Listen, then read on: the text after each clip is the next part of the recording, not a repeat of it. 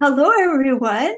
I am so excited today to introduce you to Quentin Pain. He's joining us from London, England. Quentin's background is broad. He started with a 500-pound note, started his first business, and grew it to a multi-million pound software company by 1999. Well, these days, he's best known as the creator and head of the International Copywriters Association. And he's also one of us. He's taking the course, and he's been taking the course from the very first lesson. And he's newly become a fiction writer as an outcome of taking the course. Isn't that exciting? I'm so excited. And he is a total expert in the field of marketing copy. And he knows an awful lot about the elements of persuasion, because marketers are all about persuading you to take their stuff. And he teaches a whole course on persuasion under the auspices of the International Copywriters Association. Well, today we're going to have a chat. We're going to be talking about persuasion, character traits, and stories, how those all intertwine so that we as writers can take our audience on a journey. So let's welcome Quentin Pain. Thank you so much, Kathleen. That's brilliant. Thank you. I'm so excited to have you here. I just love this idea of taking our writers on a journey. Do you want to start us off with, what's the overview of this? I have to say I'm very excited because this subject is vast. We've got these different audiences. First of all, there's me and you. I am here because you came up with this concept of character traits, and I've been trying to write a book, a fiction, on and off for years, and I fail every time. I don't know why. I just don't seem to have it in me. But on the other hand, you have me as a copywriter. Ultimately, the various businesses I've run, I've ended up writing all the sales copy for it, probably because I know more about the business than anybody else in the businesses that I run. So my persuasion side of me means that I have no problem, because I've been doing it for 40 years, writing a piece of copy that gets somebody from mildly interested to very interested to customer. It may not be many of them, but it works enough to keep food on the table. That's the important thing.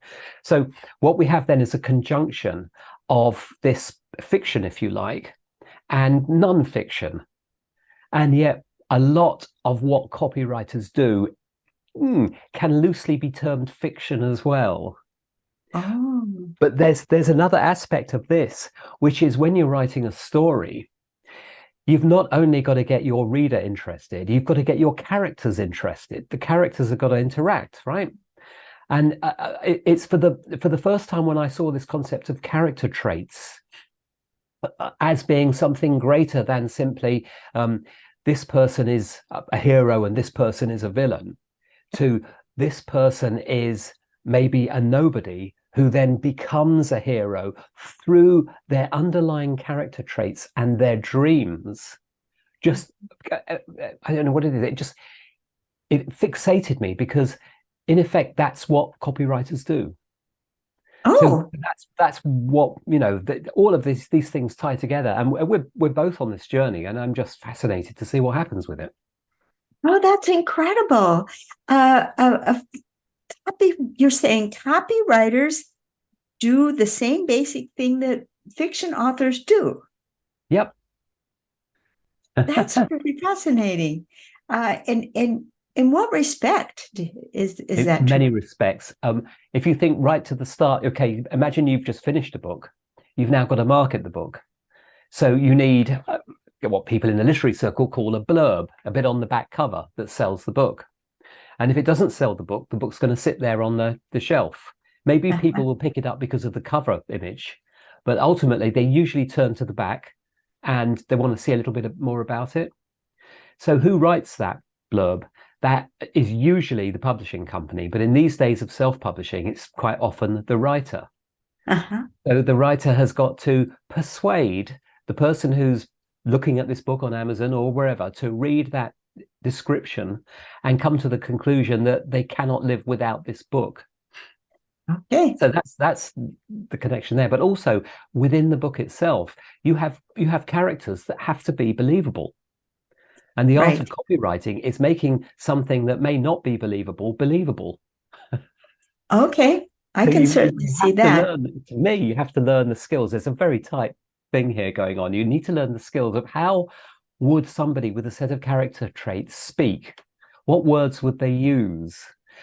In order, for the hero to persuade the villain not to murder them. Excellent. So you see the two tie in wonderfully well. Uh-huh. I can certainly see this. And for me, the character traits were very, very tied to the believability of the characters from the get-go, because when you just put a dialogue in the mouth of a character, where did it come from? And that's why I wanted to bring the character traits into it, because it is the characters reveal their traits through their dialogue, through their behavior. And when we show the character trait that our characters have to our audience, instead of saying he was very kind and gentle, that's not going to, but it just leaves everybody cold. Yeah. But when we demonstrate the behavior, then and let the readers deduce for themselves. But I especially love the idea that we can clue the reader into something that he's going to figure out.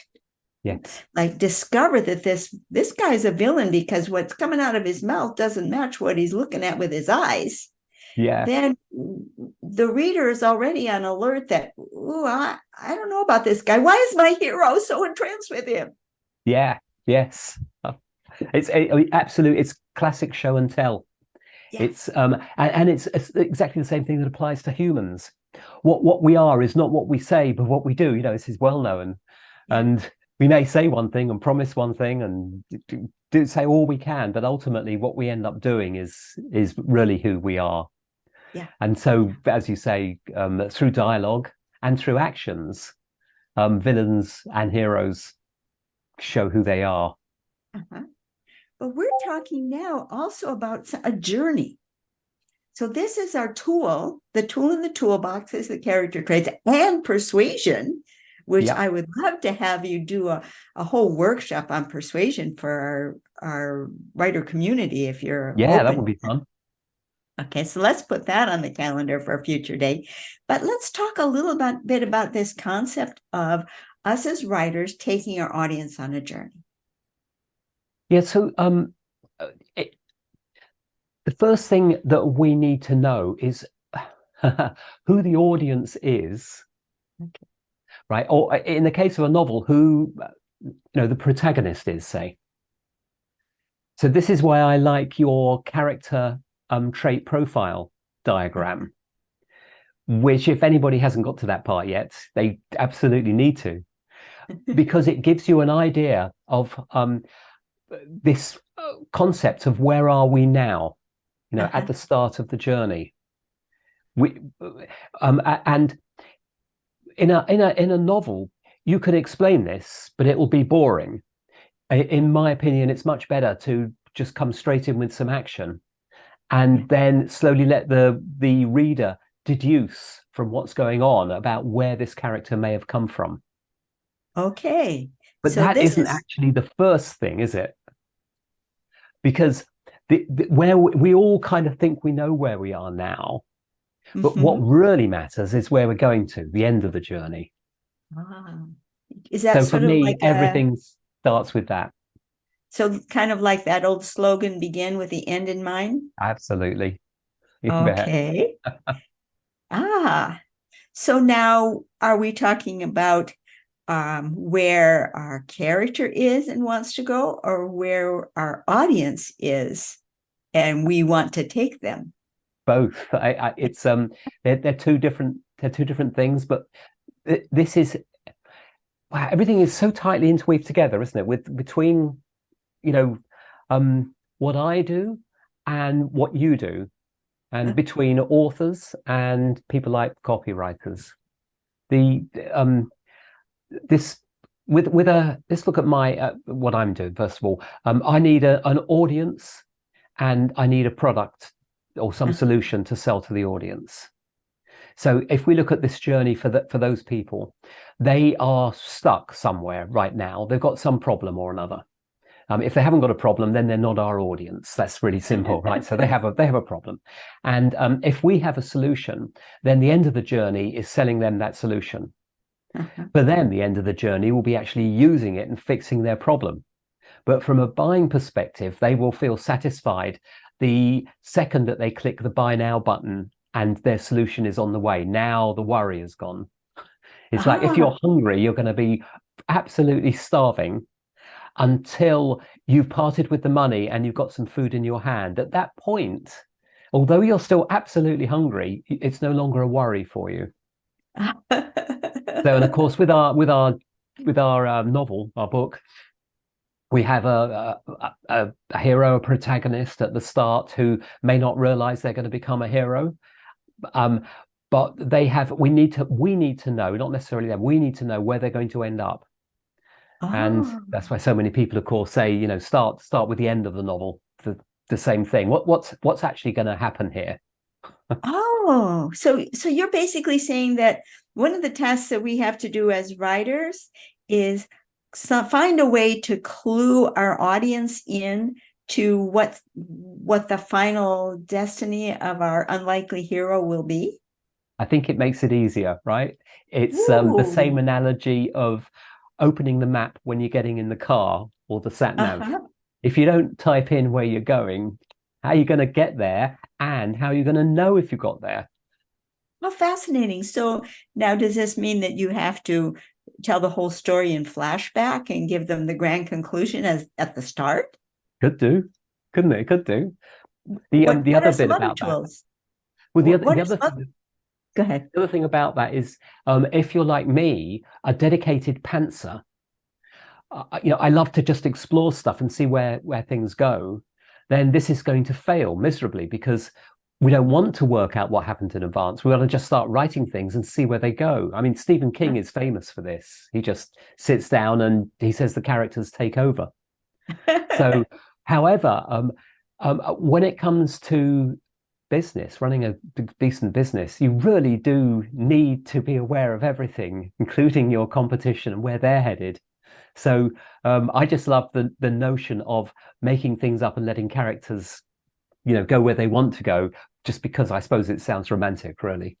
But I'm not sure it's the right way to do it. But I will see, in a year's time or maybe longer, when I finally come back with a book that I'm happy to share, all of those lovely things that we stumble upon, then I will know for certain if being somebody who plots out a novel is, I don't know, less or more romantic than somebody who's just going to sit down and write words. Well, could you then do it if it's really important to let the reader know right away where you're headed, but you as an author don't, when you sit down, know where it's headed? Would you be thinking to just write the book, let it happen the way it happens, and then come back around and write the first chapter last? I think you could do it any way you like. The thing is, of course, when we're thinking about the audience of the book, the readers, we don't necessarily, I mean, there's plenty of books where the end is revealed at the start, which is kind of what you implied there. But for most, it isn't, is it? It's for most of the sort of top sellers these days, it's a bit of a whodunit, rather than the end, if you see what I mean.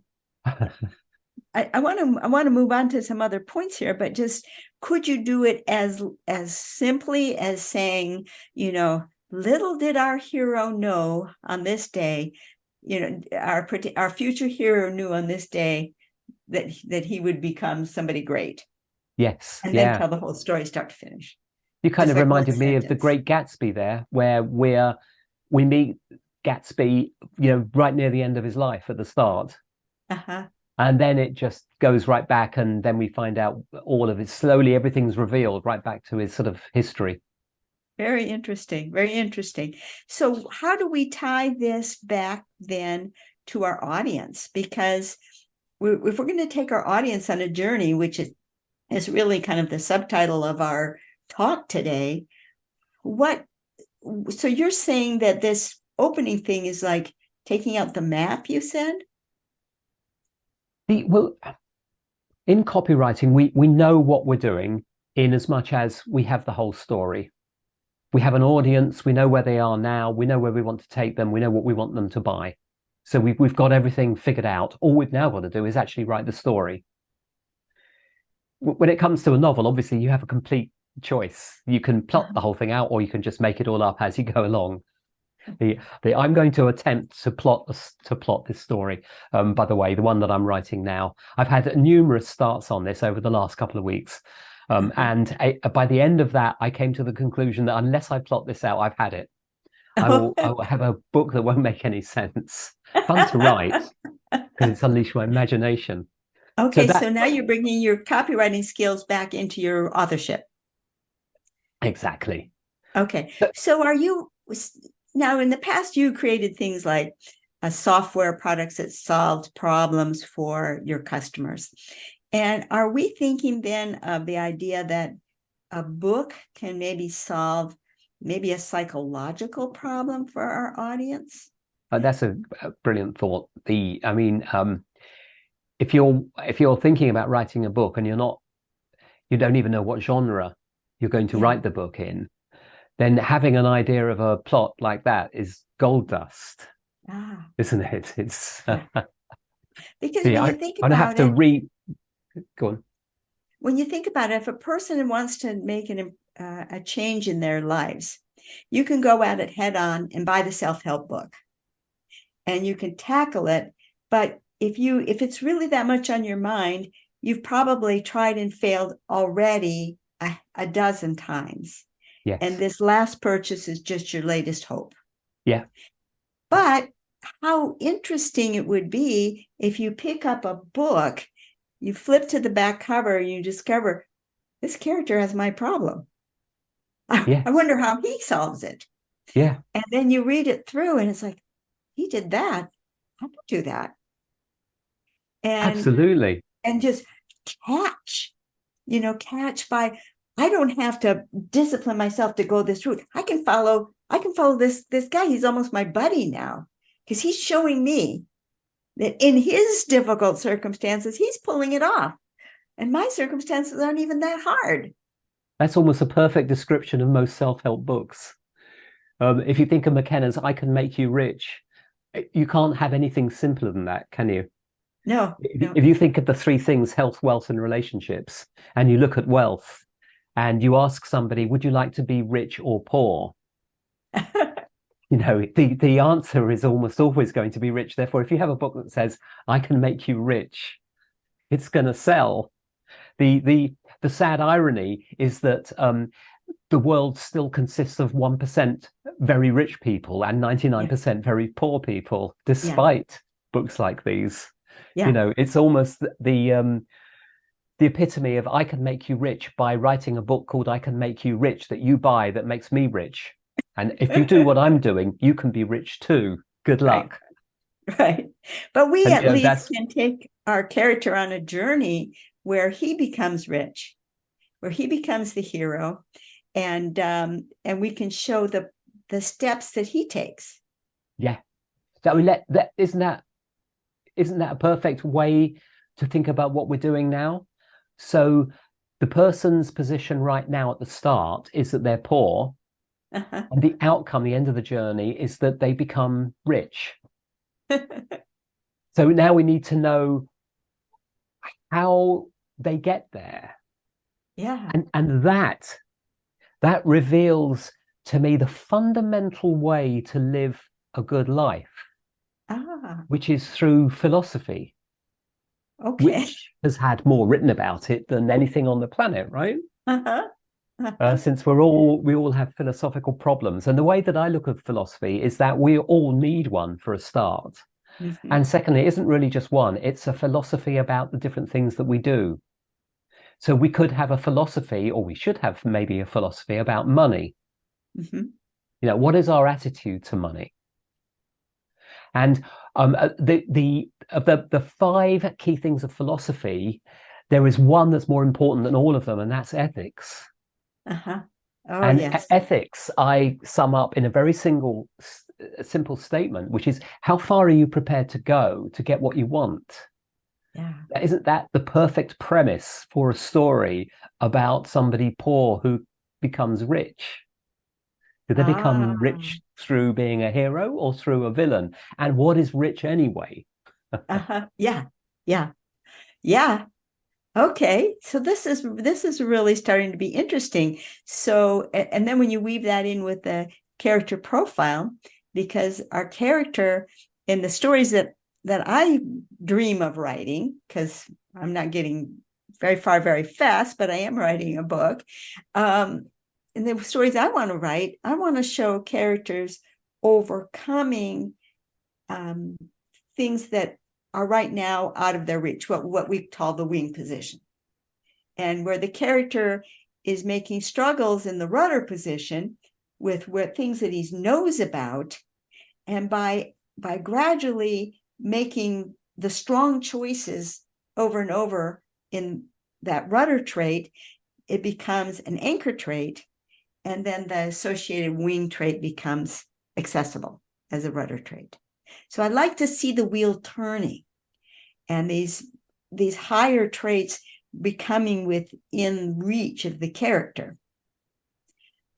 Absolutely. So that provides a roadmap for the journey.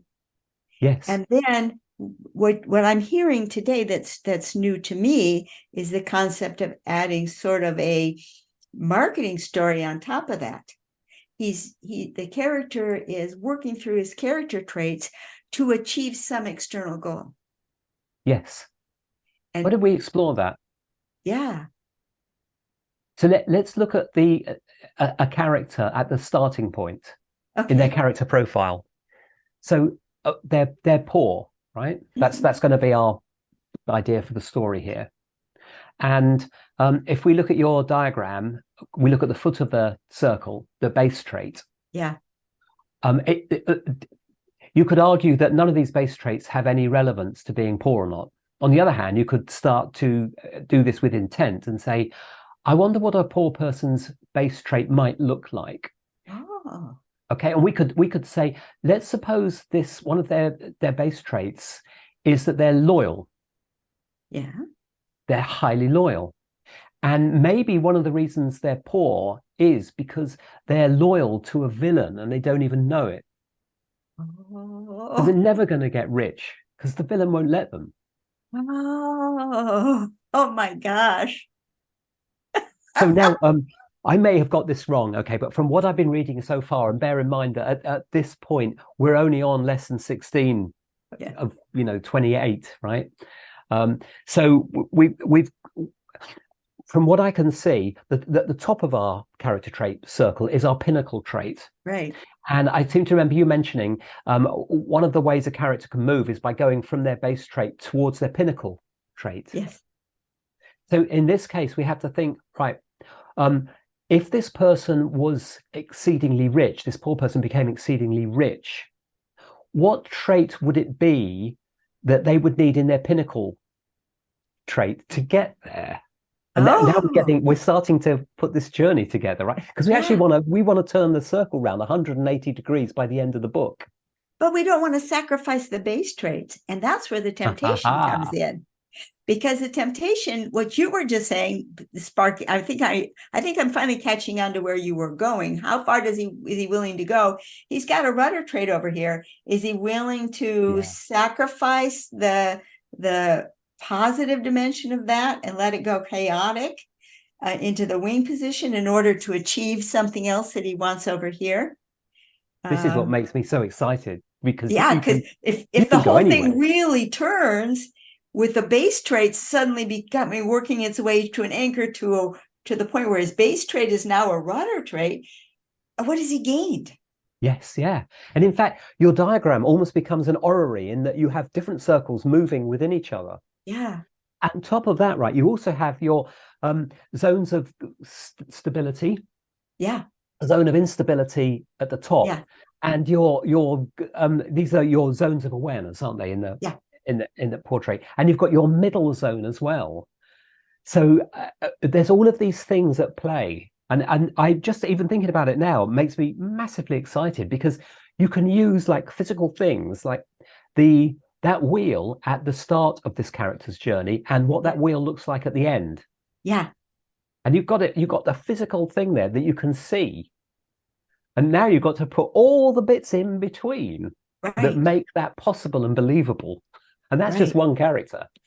Right. Of course, typically I would suggest that for a book, you really only want to have one character that moves the pinnacle all the way down to the writer, and then he makes the right choice. Only Yeah. one, because otherwise there's too much going on. I mean, unless Yes. you're writing a multi-volume book, and then you can have some supporting characters making, some changes, but all of your background characters will just have one and only one character profile, because the fact of the matter is we go through life being who we are. Yeah, absolutely Most of right. us rarely change anything about our character profiles. We it's our big dilemma, isn't it? The human dilemma. It's that we absolutely hate change until we want it. Yeah. And you're right. The most of a story wouldn't be believable if every character was continuously changing their character. Yeah. Yeah. It's going to be horrible, isn't it? Your reader's going to Yeah. go, fed up with this. Right. Sally she was completely fine and doing this, and now she's suddenly off doing something completely ludicrous. That's not her. No, right. That's right. And if a character is changing, you need to know why. Yes. Yes. Even if you have a background character who smiled every time you've seen him up to now, if they're grumpy today, you better tell the audience why they're grumpy. Yeah, no kidding. The audience needs to know. Yeah. They really do need to know. Yeah. Yes. But then that's how the characters also start to come to life. Yeah. And yeah. for me, as trying to be the way by which time-pressed writer can write, is once you have these emotions going, they're going in your heart. Now we're going to pull a multidiscipline approach, because we're going to take the character profile diagram and the memory prompt list. And when we write that changed position of the character, where we know why that's going from wing to rudder, and we write that on the memory prompt list, we put a few words that bring us back to what made that change happen. Yes. And when we do it with a physical location on a diagram and a emotion, we're storing it in the less verbal part of our brain. Nice one. It's the exact mechanism that memory masters use to be able to memorize 50 things. You give them 50 things and you give them less than a second each. And they've got this memory palace in mind where they know every location. They use it over and over and over again. They slot each thing into its spot with a pinch of emotion. Yes. Surprise or anger or something, but they put a pinch of emotion in that fast. They can slot that emotion, that word, attach it to emotion into a place. And now it's there. If they say, okay, give me every third item on that list. Boom, boom, boom, boom. They can do it. Yeah. Want to go backwards? They can go backwards every third. They can do any random access of it, because they've tied it to emotion, and they've trained their less verbal part of their brain to be their assistant, to be their workhorse. We have a character profile diagram. We have a memory palace of our own. It only has 8 slots. Yes. Yes. But there's one for every character. So when we're ready if we have to drop our writing, we can come back to the memory prompt list. I would say don't look at the memory prompt list. Start with your character profile diagram. Physically touch the spot and remember, why did that go in that spot? What was the thing that made that character loyal to the villain? Yeah. What was that emotion? And touch each character spot as you go around all 8 positions. Now you have got the entire emotional state of that character refreshed in your mind as fast as you can go boom, boom, boom, boom, boom, boom, boom, and bring each to mind. And for some reason, you forgot why that one was a wing. There's your memory prompt list. Yes. Only Yes. look at it when you must. This is great.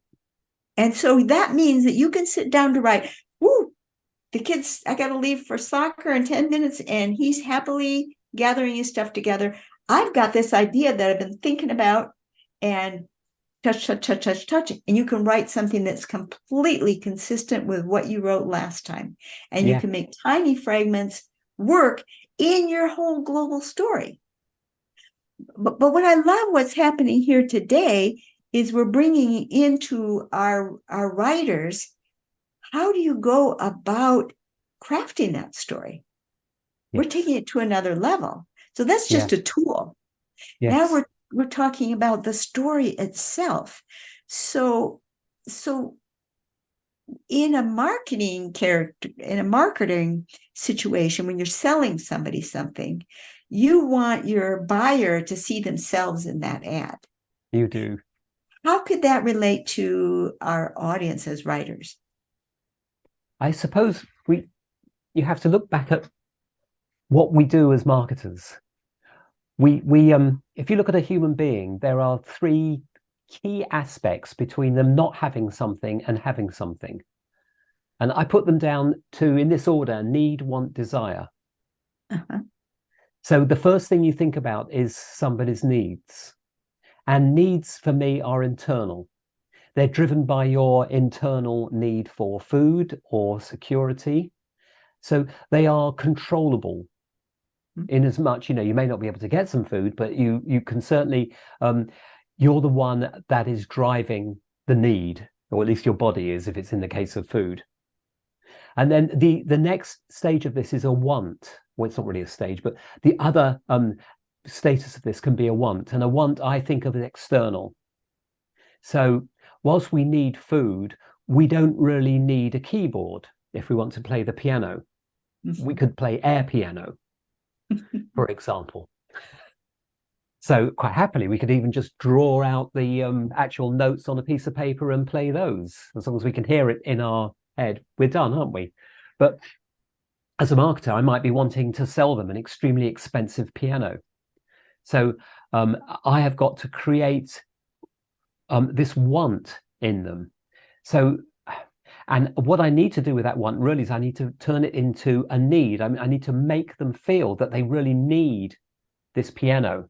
So I've got to go from external wanting maybe something through to an internal desperation, a need. I must have it. And that's where this desire concept comes in. So somebody at the start of this has no need for a piano, but they may have a desire to play one, but it may be very mild desire. So I need to write the right words well enough to increase that desire to a point where this has gone even beyond a want and now to a need, an internal need. And if that desire is strong enough, that need, like when you're thirsty in a desert, you will pay anything to get this item. So that's what I do, and that's what copywriters try to do, at least anyway.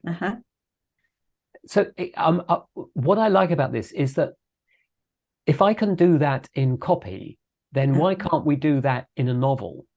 So as the reader's reading along, the reader themselves, it's creating in them this burning desire to maybe have their hero survive. I mean, this is going to be a very strong story, isn't it? If they got to a point where they didn't much care for the hero, Jake Green got up in the morning, banged his head, and remained grumpy all day. You're not exactly going to want to read much more about Jake Green. But if you can now change Jake's attitude so that bump starts to maybe grow on his head, and maybe it becomes an emergency, and he's got 4 little children and a loving wife, and they're away on holiday because of the thing, and now they have to desperately get back because they love him so much. And we want Jake to survive now. And we will do anything, especially turn the page to find out if Jake does. This is that all of these things tie in together like this. The one very little known aspect of all of this is a concept that we all know about politically, which is propaganda. The ability to say something that isn't necessarily true. And a lot of copywriters will use propaganda, not necessarily because they're villains, but because they understand that if they were too honest with the truth, nobody would ever buy anything. And so you have that on one aspect of this, right, which you can bring into a novel anyway. Why not? But it's another way you can look at the ability to write, to push your boundaries. But that's not all, right? Because propaganda is one thing, but the way that you make it absolutely zing along is with rhetoric. And most of us think of rhetoric as, well, we usually with one single rhetorical term, which is hyperbole. In other words, which is something that is completely made up fiction and probably comes from a snake oil salesperson. And that's all we tend to think of rhetoric as, just, just a term that means somebody's probably trying to, con you out of something or another, or some politician. But of course, rhetoric is it's 2,000 plus years old, invented by Aristotle, and is a complete, not science. Aristotle will be the first to say this can never be a science, but it's a discipline.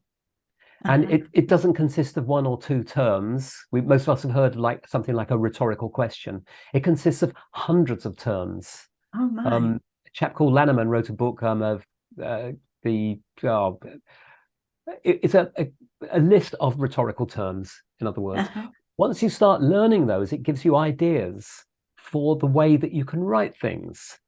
And what few copywriters realize half the time is that they're writing stuff that is full of rhetorical devices, but they don't know it.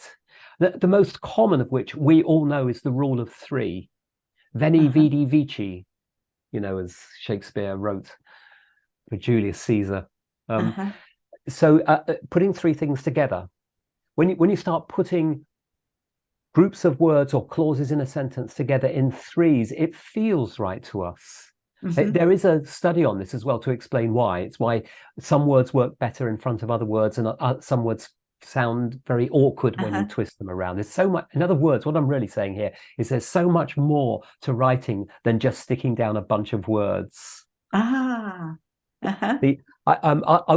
give you a flavor of that, a device in rhetoric. There's a device in rhetoric called an enthymeme. And it's used everywhere, but most people using it don't realize they're using an enthymeme. So the plus of this is that when you actually know that it's a thing, now you can use them with intent. And I have got here example.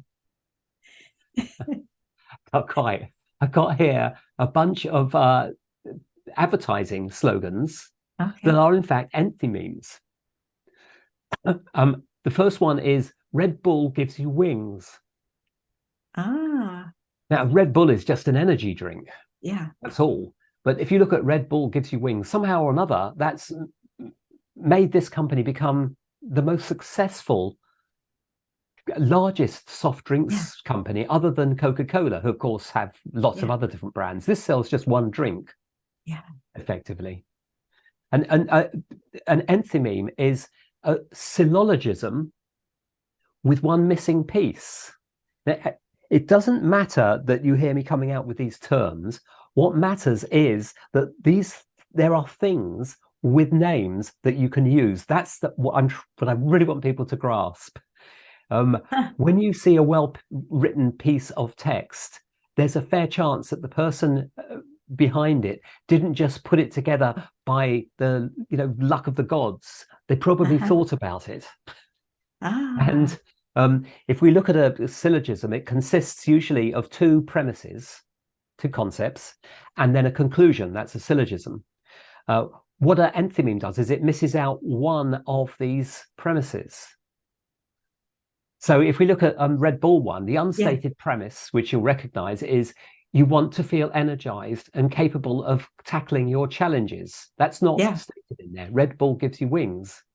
Yeah. And once you realize, when you see all the advertising together with the Yeah. pictures, etc., and all the rest, this is the unstated premise that goes through your mind. And your conclusion is, if I drink Red Bull, I will be energized.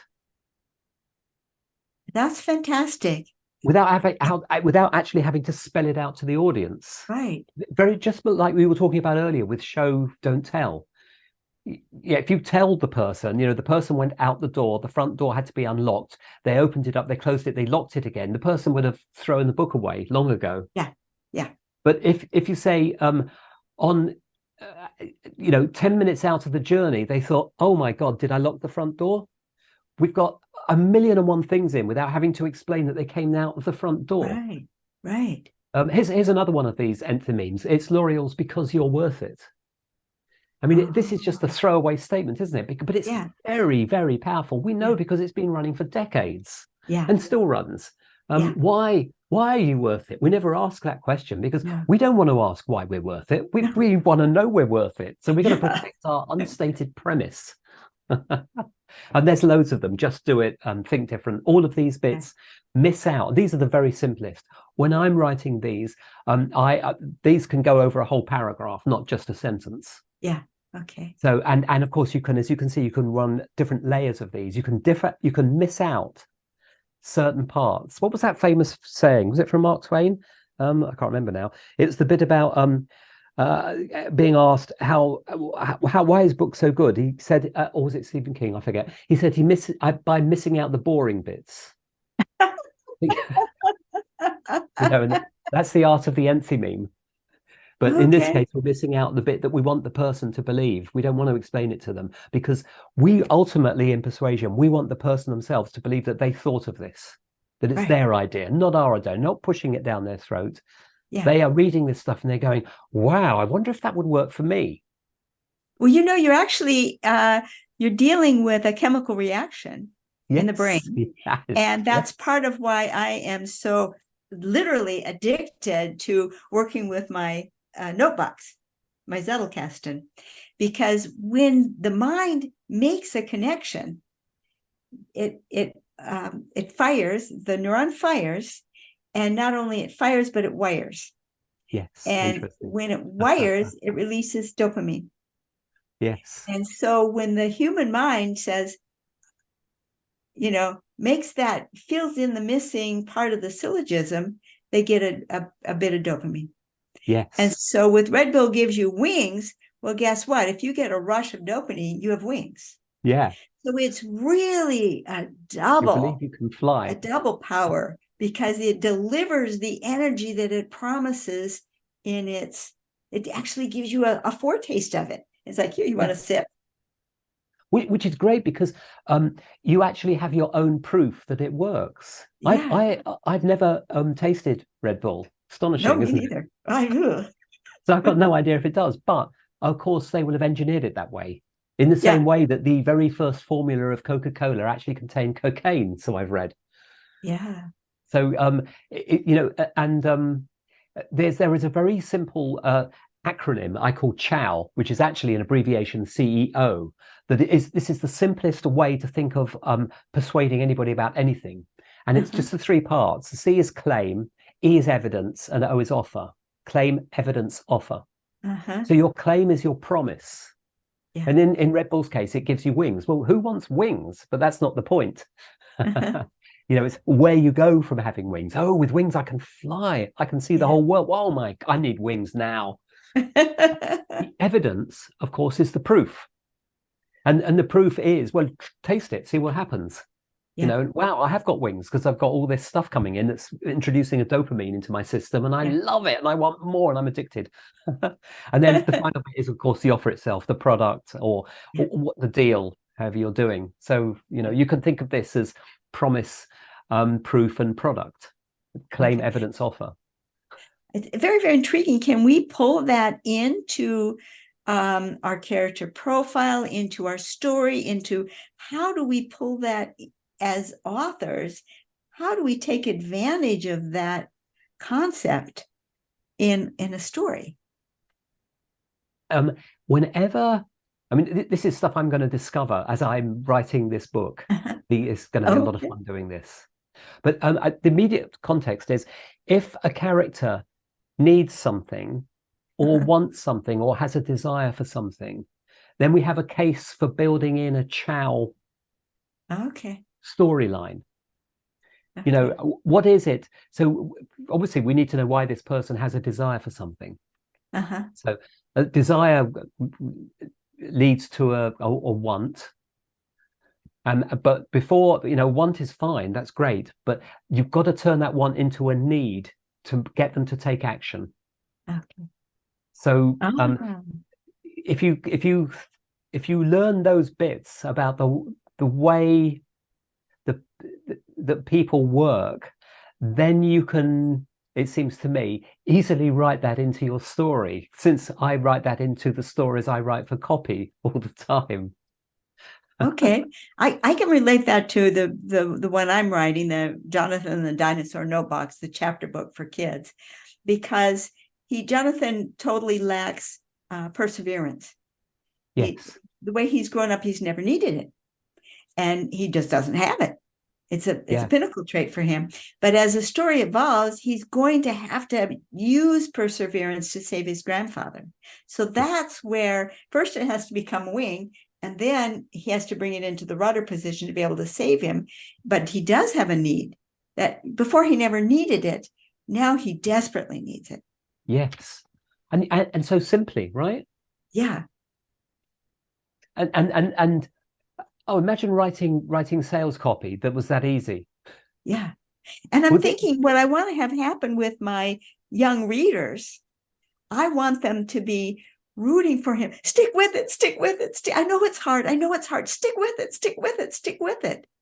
And they're Yeah. just rooting for him. No, don't give up. Don't give up. And you give him more and more problems that he has to solve because he's got to bring it all the way from pinnacle to rudder.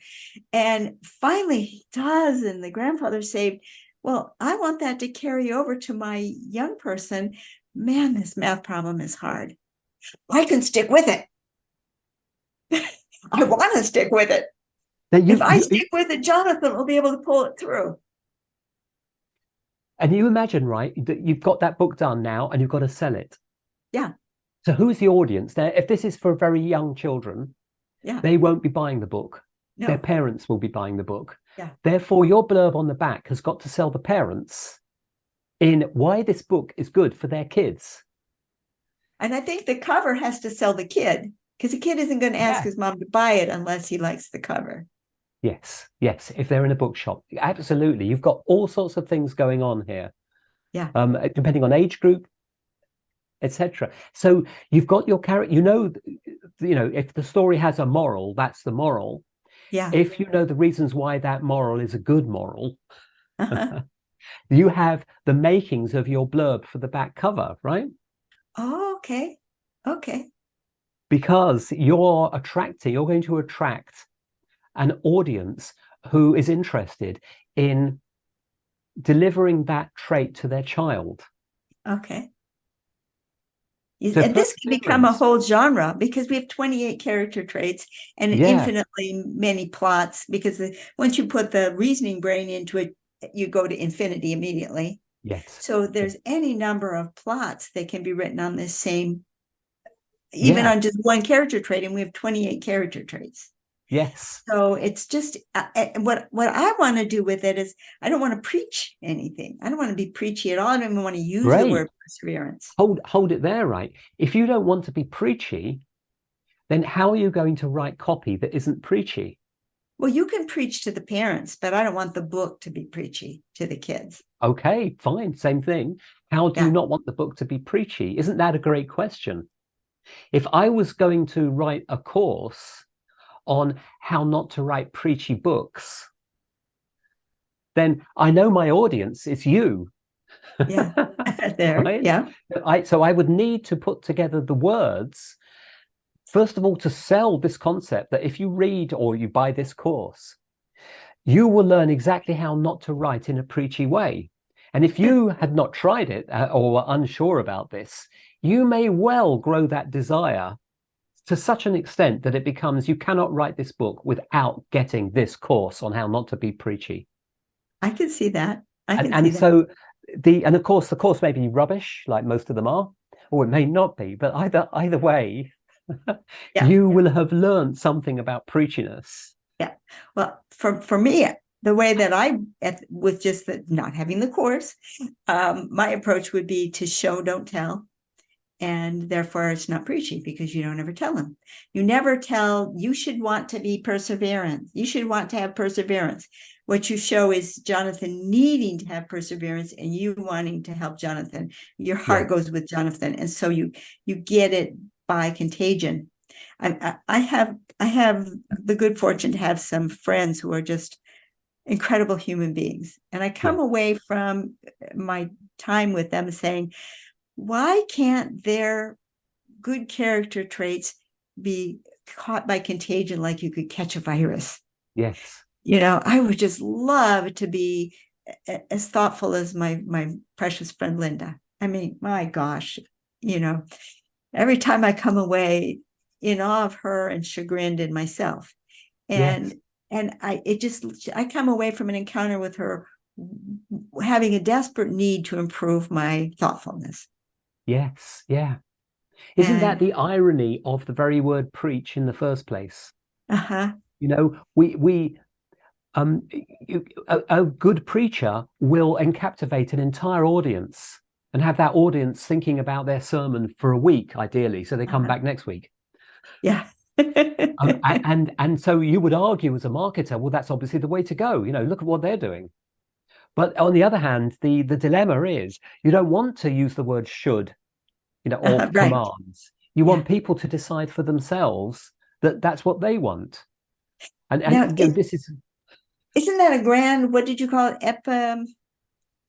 What was the term you taught us? Epimeme. Yeah. Enthymeme, yes. Yeah, and enthymeme, because now you've got the whole message of your book was itself an enthymeme. Yep. You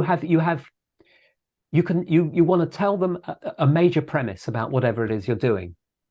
And you can tell them the conclusion, or you can let them come to the conclusion, but they need to come to their own conclusion about the missing premise without you telling them. And in rhetorical terms, you have a major premise and a minor premise. And you usually tell them the major premise so that they can come up with the major premise, but minor one. But of course, there can be multiple premises on all of this stuff. There's no, if you just stuck to that rule, you'd have your wings severely clipped. So the idea is, I think, for me, like the most important thing to come away from this is to understand that writing is far more than just putting together a bunch of words and liking them or not.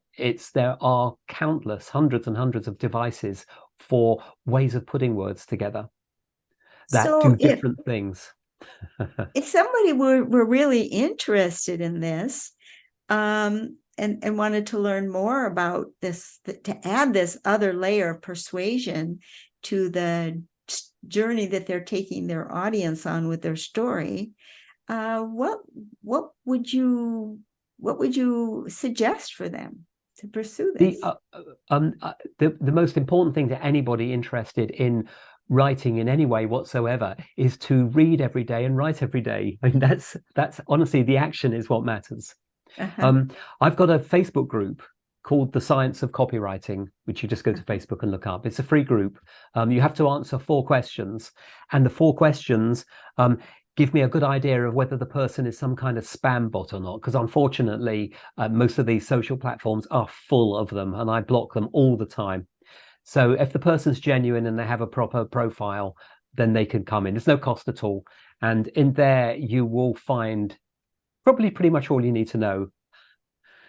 Quentin, can I get you to do a post on that in our Writing in the Chaos Facebook group? Of course, absolutely. Yes. Okay, very good. And then anyone in the Facebook group, our Facebook group, by the way, is also private. If you haven't encountered it yet, it's called Writing in the Chaos. And again, you have to answer a few questions just because we don't want spammers in our group either. And then you can see, the link to Quentin's as well. And I'll Yep. also put it in the description of the video, but we would like to see you over in Writing the Chaos. Most Oh, definitely. thank you so much, Quentin. This has been quite a journey in itself. It has, yes. Um there is I love the fact that you can get two completely different disciplines and put them together so well. And I just wouldn't have thought of this before without discovering your course. So it Oh, was one thank of you. those, and that came about through discovering somebody else who had a community group. And Scott that happened Shepherd. because of somebody else um, who had a marketing group that I was a member of and happened to Oh, mention it. And that happened because of somebody else I met around 2010 wow. um, who simply wrote wonderful marketing copy. And they've always claimed, ever since the first time I've ever read their stuff, that they are not a copywriter. They tell stories. And yet I know them to be absolutely formidable copywriters. And a copywriter, the definition of copywriter is very simple. You're writing something that requires an action to be taken at the end of it.